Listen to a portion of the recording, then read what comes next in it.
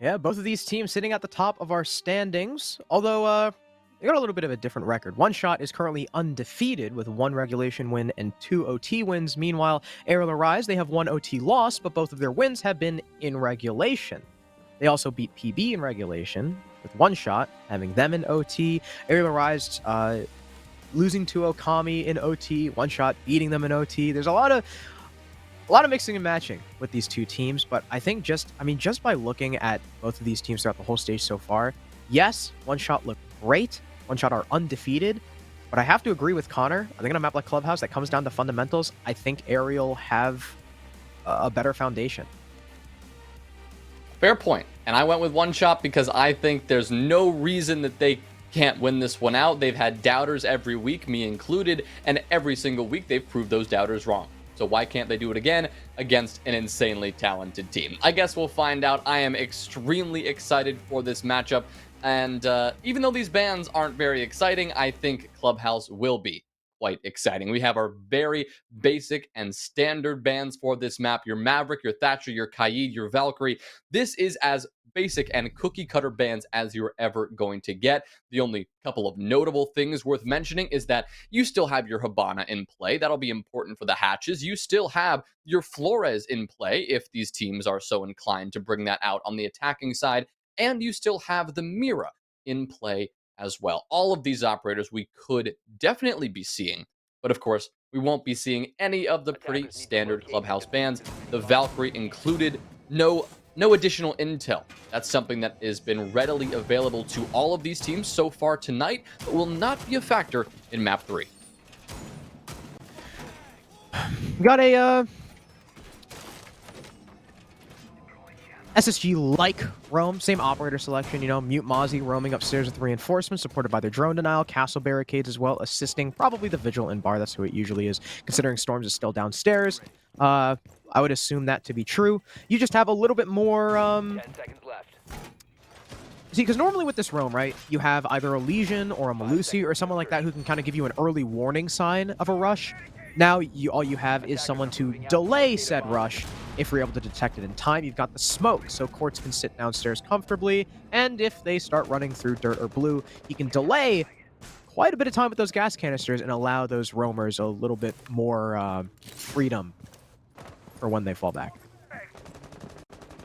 Well, no one's gonna, of course, have to fall back just yet, because Aerial are only now beginning this initial clear, dealing with the castle barricade that was placed on the main stairs. So just a piece of utility, not designed to really waste time, but more designed to force Aerial to use a piece of that explosive utility that they'd more than likely like to use elsewhere. So at least one of those breaching rounds from Kento's Ash will be consumed, and for now, Aerial will continue this take, gearing up towards the gym side. They've got to deal with Slippery. Slippery will actually stare right at the drone that is looking him straight in the eye, but he won't quite identify it. This means Wimpy has all the intel he could ever want, and Slippery has got to be very careful at now the mounting pressure coming from Aerial at multiple different angles. But now, I mean, Slippery should be seeing this drone. No? Okay, there it is. He'll finally see it, and that will clue him in to disappearing. And I got to admit,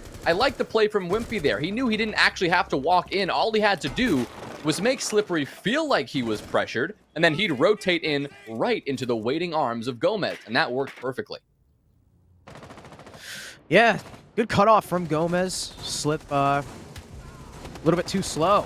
Kento with the next kill, already in stage, ready to catch Storms in the rotate. That's a 3v5 advantage, and while it's a minute 45 taken to clear this out, I would still hedge a bet that Aerial Arise are more than happy with how it went. Swaylin is also at about half HP now. He's still got a C4 to his name, and Court still has gas canisters for delay, but is it going to be enough against Aerial, who can pretty much, form a tide to take this objective? But he's going to end up opening the kitchen hatch to start things off, not sitting on the soft floor. Smart decision for when he opens the hatch, so that he's not susceptible to the C4 from Swaylin, who's still holding on to it and playing West Armory despite the hatch being opened right in front of his eyes. Gomez is going to begin sledging the floor as Kilo now hits the floor. There's Kento with another kill. C4 goes out, gets the first kill for one shot, but it's Swaylin now alone in a 1 versus 4, and he'll have to ace clutch if he wants to win this round. There's 25 seconds seconds left on the clock. Stuns are coming in as well. Swaylin now full blind behind box 2 will allow Beastly to plant all the way over towards Moto, and Swaylin can't even win the fight against a prone Wimpy. Aerial Arise take round number 1 after a very confident roam clear. Yeah, that's as clean as it gets from a clubhouse attack. There's nothing to knock about that attack, honestly. I mean, it was a textbook roam clear, starting from both the gym side and the CCTV side. At the same moment, they were putting in cutoffs from everywhere. Kento making that entry into bar, making that initial cutoff position to make sure that when anybody rotated back from above, they would be cut down before they could retreat to safety. Same thing goes for Gomez. He pushed straight into stock and was the player watching the red stairs, watching Secret, so that when Slippery rotated away from his position in CCTV and Cash, he would be there, welcoming him and sending him to the grave. That's what I loved about the clear from Wimpy, that as the Habana, and as he was completely alone, he did not want to be responsible for pushing in and taking that gunfight all by himself. Instead, he used the power of intel to scare Slippery into backing on off. He basically flexed his drone and said, hey, I know exactly where you are. Slippery assumed that, oh, that must mean somebody's coming around the corner to frag me out. I should rotate away. Little did he know there was somebody waiting for that very rotation. Textbook stuff. They transitioned it into an execute beautifully. They took down one-shot players one by one, and the round was in Aerial's fingertips. It was that easy for them. All they got to do is continue that success. Now they're going to be doing it on a different site. It is Cash, and of course, because Maverick and Thatcher and Cade are banned, that frees up bandit tricking. Storms is going to be the one tasked with keeping the wall safe. He's going to pre-place the bandits, at least for now.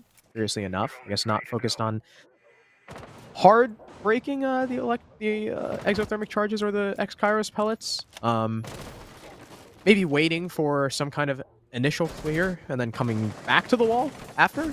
I'm not quite sure. Swaylin, though, is going to be holding Lounge, and he's the one making sure that Storms cannot be pressured from below. Not only does he have a shield to play with, he's also stacking up his Wamai discs to make sure he can't be, let's say, breaching rounded by the Ash or naded from below by Gomez. Yeah, trying to cover for all possible solutions that Aerial Arise might have for this bandit trick, but that's not going to be too easy in just a moment. Aerial now position themselves on this CCTV window. They've got Gomez gearing up and ready to throw that nade. Wimpy will blind himself for now, but still freeing up Gomez to go for this very frag. Unfortunately for him, the ADSs are going to catch that out, and Storms is actually going to go for the head-on challenge. He will not succeed. Gomez actually winning out in that engagement, but Wimpy was taken down at the same time. So you've gone 1 for 1, and as a defense for one shot, I'd say that's a fair trade. You forced Beastly to now use one of his exothermic charges. He's gotten that wall open, yes, but now without Wimpy, without the X-Kairos pellets in play, now Aerial will have to be very careful of how Beastly maneuvers around this map. He's only got 1 charge left, and he can't get open both the Jacuzzi wall and the Cash wall. He's got to pick and choose. He's going to end up choosing Jacuzzi, where there's 2 defenders holding, Slippery and Swaylin, on either side of this wall, holding the crossfire. Here comes the rush, but they'll be caught by Kento. Both kills going the way of the Ash. Wonderful play from him. Beastly getting picked up as well, and that was a gambit from one shot that did not pay off. It's now just Kilo and Quartz alone in the site in a 2 versus 4 with Gomez and Beastly sure tagged up, but Aerial can now establish the pinch. They've already got plat wall open. DS holding the cut. The other 3 pushing in from Khan. Now, we can't necessarily open the Khan wall. I didn't quite see if it's soft just yet. I wonder if it is, considering Quartz just landed a very nice heady onto Kento, putting the man count a little bit more even.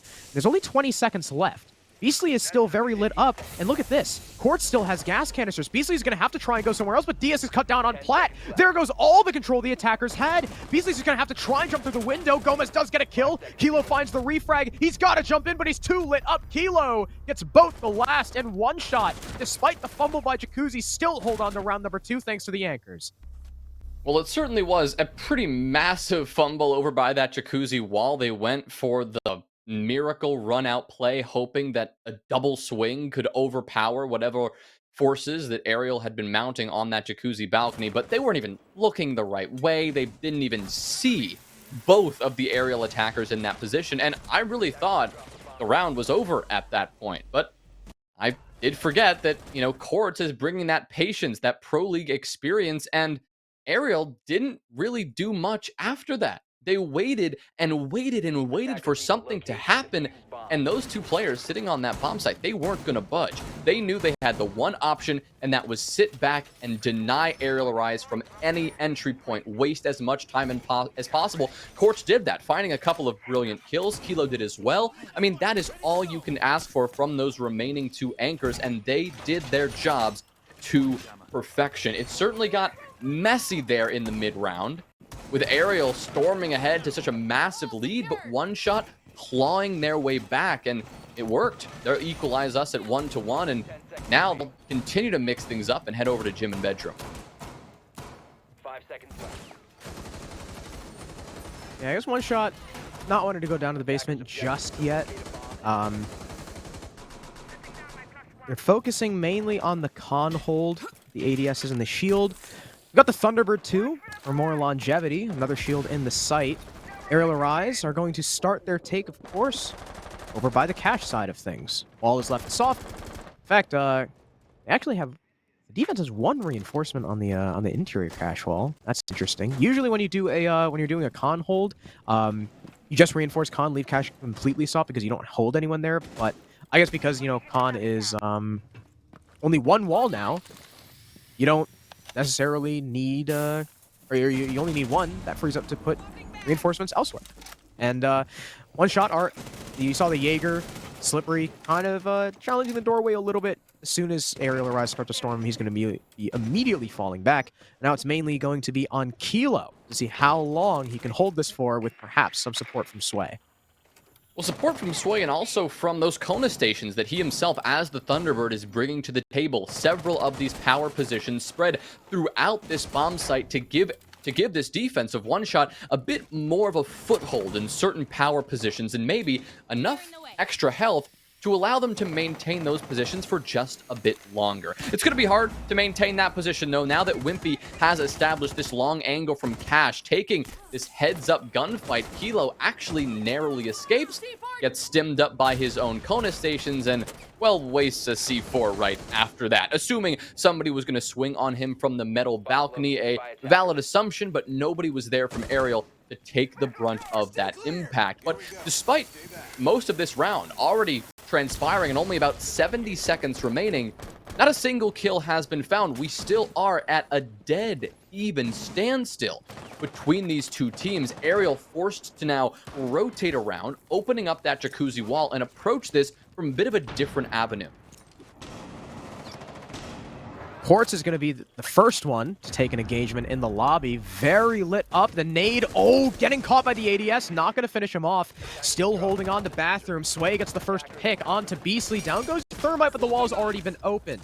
Pento lands another onto Kilo. I'm not quite sure how Gomez didn't land any shots on the slip there, because it looked like he really should have, but in comes the push from Wimpy. Finishing off Quartz tucked in the corner. Diffuser now in the hands of the attack once again, but Swaylin is holding on to Khan. He'll get one, but traded out by the pistol. Kento looking for another, will nearly let up Storms, but he's recovered by that Thunderbird gadget. Gomez will not find the kill. There's the Frost Mat as well coming into play. Wimpy stuck in Bathroom. It leaves Kento all alone on the site with the 5-7, and he can do nothing against Storms. One Shot take round number 3 and a 1-round advantage.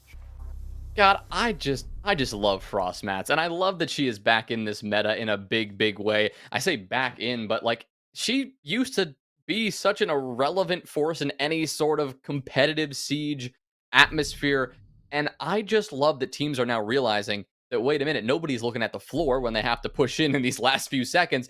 Plus the deployable shield she brings to the table. She is so valuable on a site like Gym and Bedroom that there's really no excuse not to bring her. And yeah, you just saw it right there. A perfect use of that Frost Mat. Wimpy was the first player to jump into Bathroom from that jacuzzi breach and was the first player to get his legs bitten right off by that bear trap. From there, Aerial were in an uncomfortable position because they couldn't get that diffuser down comfortably, and all that intel and that web that they had established around the site, that web of control, they had players just about everywhere, it started to crumble away. and they no longer knew the positions of the one-shot defenders, who were then allowed to just sneak up behind them, go for some flanks, get a couple of frags, and it was curtains. One Shot, a fantastic defense of that gym and bedroom site, despite Aerial's maybe early success in approaching that and dealing with that construction presence. They couldn't quite get into the site and actually make anything happen aside from an early kill. Attacker's objective is to locate a bomb and defuse it. Aerial Rise, though, we're back on what seemed to be their attacking bread and butter. Oh wait, Gomez is on Finca. Now, this is before your time, but there used to be a team called Brazilians from the Favelas, and they ran Finca a lot, and this is what they would do with it. They would immediately push into blue, supported by the Finca boost. They have such confidence moving right in. Ooh, that player in the site is distracted by dirt. Quartz goes down first. That's an easy one for Gomez, and look at this full site control for the attackers. Easy as you like. I mean, they weren't even contested. Sway will get one on his ascent back to the site. Down goes Wimpy, but Beastly in the meantime is planting. Slippery will get another in from blue. Beastly now dead. Planter gone. Gomez dead as well. I mean, this attack, they had so much control, they just chose the wrong plant spot. Completely exposed to blue. Kenta will get one back for his team, but it's still a 2 versus 3, and the case control needs to be picked up. Diaz cannot find the head of the Mozzie. He'll persist inside of blue. Diaz is taking damage from multiple angles, will finally recover the case, but is he going to be allowed to regroup with Kento and have the Ash cover, especially with how low HP Kento is right now? One bullet will probably put him down. Diaz is going to start attempting the plant, but he's nervous about it. He knows that Kento is so low, and he might not be able to do this adequately against all the defenders coming back. Look at this, the simultaneous movement in. There's the kill that they needed. Diaz goes down as well, and One Shot repel the rush. Despite Aerial getting literally all of site control in the first 45 seconds, they completely fall to the retake. I'm not gonna lie, I was shocked that One Shot even could get a kill when they came back to the site. It really seemed that Aerial had all the control they needed, and One Shot were caught completely off guard. But once they stepped back in on that basement floor, I mean, everything changes, and my expectations just went right out the window, Harrison. I mean, One Shot, they took a couple of gunfights, and they won them. Still, Aerial had site control, and they were in the middle of getting that bomb down. It seemed that there was nothing they could do wrong, but choosing the wrong plant spot was a huge blunder. Attackers need Because to locate and there are defuse only the two remaining positions that, really two reasonable positions, that defenders are going to rotate back to site after being caught off guard by a rush like that. And that is dropping the moto hatch if it's open, or pushing down blue. I mean, this is pretty typical stuff that anytime you circumvent a clubhouse roam, that's exactly how you get back to site. You run down the red stairs, you run back towards secret, you go into blue, and you challenge players fighting you on that generator, and exposing that planter to blue was a bit of an oversight from Aerial Arise. Also, the element that One Shot brought to the table of actually going for that retake, but then stopping and allowing Aerial to dig themselves further into that hole was great. We didn't see One Shot panic once they discovered that Aerial had the site control, right? They didn't sit in blue and moto and all of a sudden go, we gotta run, we gotta challenge, let's take these fights. Instead, they sat back, knowing that they had a couple of frags, that the bomb was dropped, that somebody had to pick it up. They sat back and waited to push together as a team. That shows control. That shows a really good central IGL voice. And that's a great way to win around, if you're asking me. Yeah, I'll use one of Spirits' favorite words. I'm flabbergasted that they were able to take that back. But well played, One Shot. I mean, that was an incredible retake. All through blue, too. I don't like, what were Aerial doing? You gotta just stare in one direction. They've got to attack into cache once again. I cite that One Shot were very nearly unsuccessful on, and then came back. One of Swalin's Wamidis is going to take one of those breaching rounds from Kento. And now it looks like Aerial really doesn't know what to do now. It's like, well, there might be more.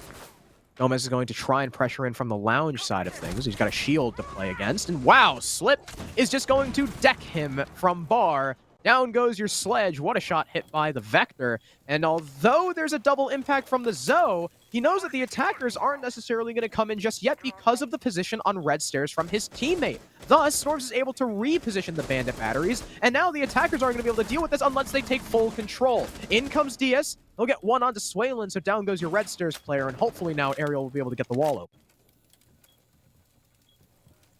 They should be able to get it done, but still not budging quite yet. Diaz looking for this opportunity, actually just looking for these bandit batteries, honestly. Finally able to deal with those, and you can hear that resounding explosion of the other exothermic charge getting that garage open. So another avenue now for Ariel to approach from. But still, they have a lot of work to do. They've got to fight against this Raptors player who is being flashed out of his mind, but he's going to throw a toxic canister perfectly on the mark. Kento, through the smoke, will push on up. No support from his teammate, but he will win that gunfight anyway. However, a quick trade is quickly found because there was nobody from Ariel to back that up. Diaz was lagging behind a little bit, wasn't up on Raptors with Kento, and that means that One Shot found that trade for free, and they will maintain control of the site for now. But now the Raptors push is mounting, and it is twofold. You've got two players now, Wimpy and Diaz making this push happen, and Beastly rotating around towards the red stairs. Now, Quartz has to be careful, because he's going to have two players to deal with at once, but using this toxic smoke, he will delay and alleviate the pressure from one of those angles. With that, he'll shut down Beastly as he pushes up the red stairs. He'll whip out that shotgun, and with that smoke, finishing off the final player. A stellar performance from Quartz on the top of red stairs to hold down the site and give One Shot the round. Yeah, Aerial Arise just could not get that wall open thanks to the lounge hold from One Shot. It's so powerful. Those players' secret were nervous about pushing in. I mean, 'cause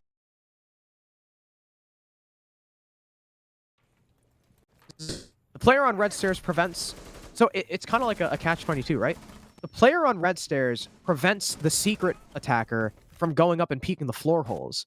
But the floor holes also prevents the attacker from going in and taking the red guy for free. So those holes cover each other. And because of that, you saw how nervous Ariel were about that position, especially because they lost Gomez over in Wolf, which, you know, Slip just hit a nasty shot on Gomez. That was disgusting. And Ariel just didn't know what to do. They couldn't get the wall open. They have to try and push Raptors. I mean, Kento was a trooper going through not only gas canister, but a team flash as well. His goal, I think, was just to kill the guy Raptors. And then after that, his job was done. He could die, whatever. But the rest of his team, I mean... the time was just too low. I would have liked to see maybe, you know, after the... I think maybe Beastly had time to rotate outside to get the wall open. If his teammates just, you know, shot the batteries through the window.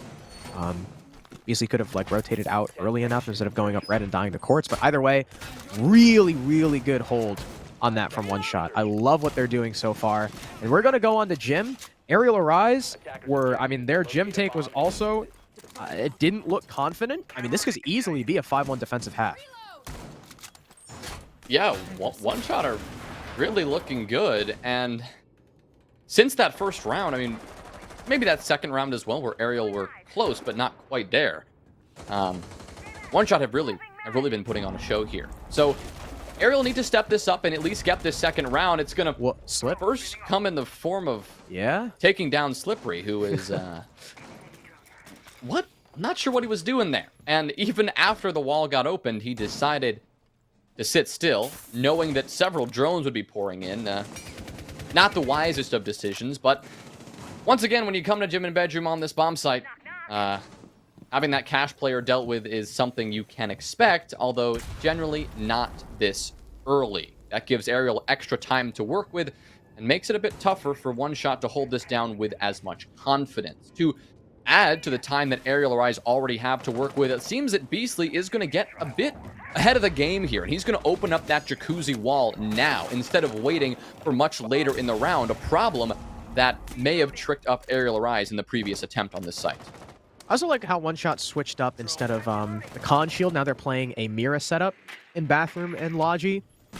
Unfortunately, the Logi Mira might now be rendered unplayable because of the hatch being opened by Gomez.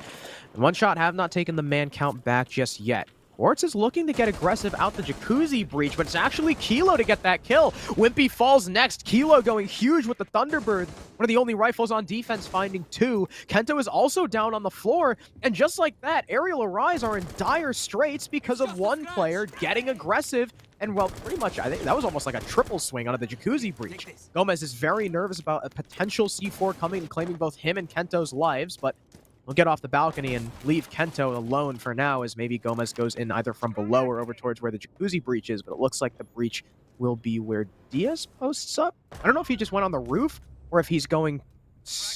Okay, he's going to team kill Kento instead.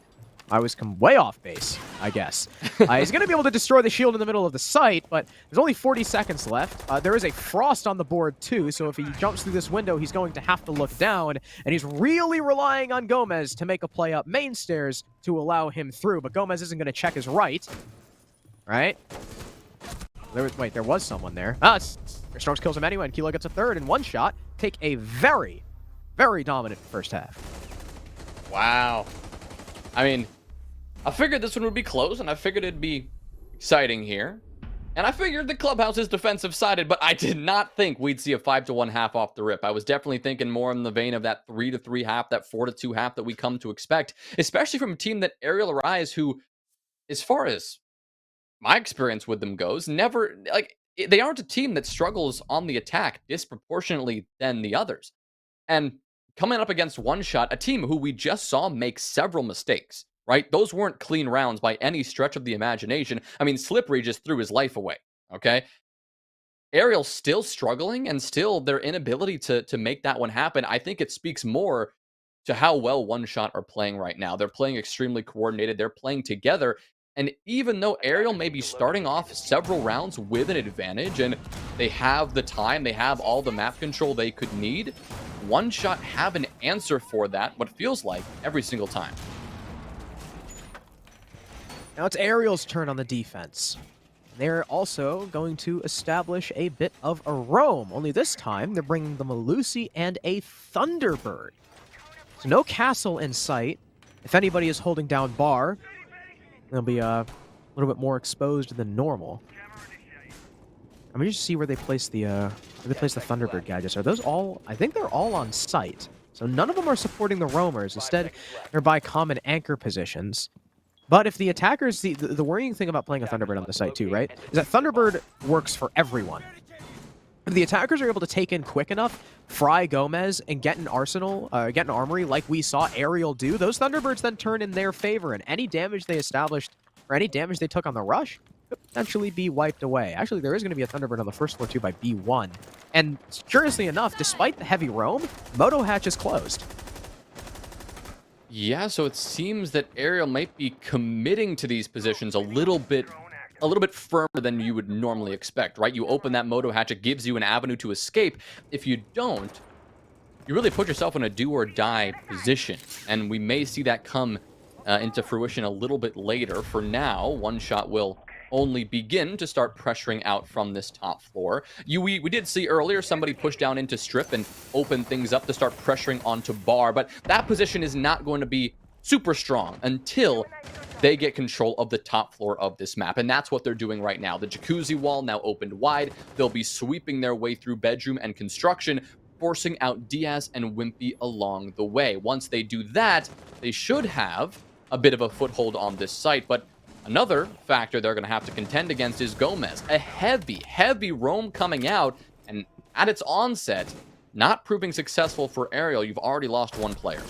Storms is going to get the first frag, make it the second. Gomez, who is crouch walking up main stairs, will be felled. That leaves the only roamer up, I believe, Kento, and he is getting pressured by a lot right now. A nade coming in as well could claim his life, and it will. Kento stuck between a rock and a hard place. Will get flamed by Quartz. Swaylin, in the meantime, knocked another off the board. That's Wimpy dead, and that leaves Beastly on main stairs in a 1 versus 5. There's one. There's two. Can he find the third? He turns his back. No, it's Kilo from the top ropes to jump down as all of One Shot were just barreling towards the last player. He was bound to die eventually, and One Shot take a monstrous, almost insurmountable 6-1 lead.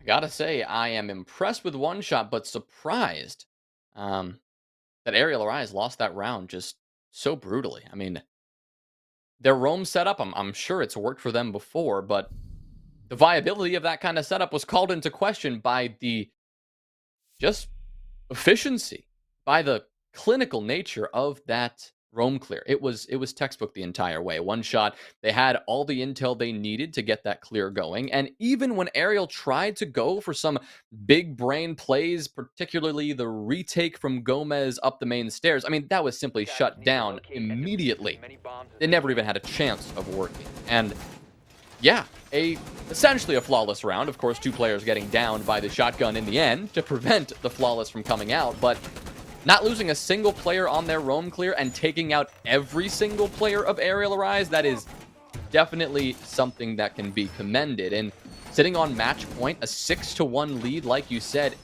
honestly, looks to be insurmountable given the way that these two teams are matching up against each other. And I'm surprised that we haven't seen Aerial Arise take this time out and try to 10 regroup. seconds left. 5 seconds left. Ariel are Attackers must locate running and quite the defuse bomb. unorthodox setup. The cache with a master extension, supported by not only a shield, but perhaps the Tachanka staying there as well. Very light site presence, with Diaz and Gomez both in garage. Wimpy on red, now Beastly. Okay, so it looks like Beastly might be kind of hovering back and forth depending on where the initial push is coming from, just trying to delay as best he can. The initial entry, that is.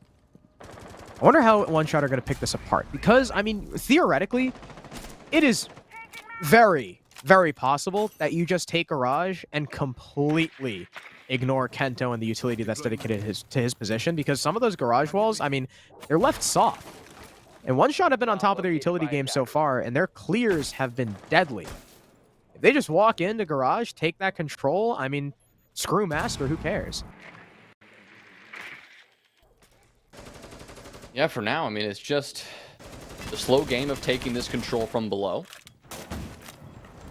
With that, removing those bandit batteries and stunning out Wimpy, they'll easily be able to get that exothermic charge off, and considering it's only been 60 seconds, that is a job well done. Wimpy still alive, so that is a saving grace for Ariel. They haven't lost that bandit who was unable to trick that wall successfully, but One Shot are now building up this pressure from a pretty typical CCTV approach. You're getting your garage open up. That's what Kilo's doing here with those X-Kairos pellets. You've got your platform wall open. This two-pronged approach is all but set up. Now it's just about getting that done. You've got the drones in position, identifying Gomez sitting here on rafters, a position that is one that he will hold until he dies, and, well, that may come rather quickly as Swaylin and Slippery light two players up. Slippery gets a second, but Diaz goes massive and gets two of his own. He'll now drop down and try to escape the onslaught now coming into this site, but you cannot escape Slippery's grasp. He will deal with Kento, leaving Diaz all alone,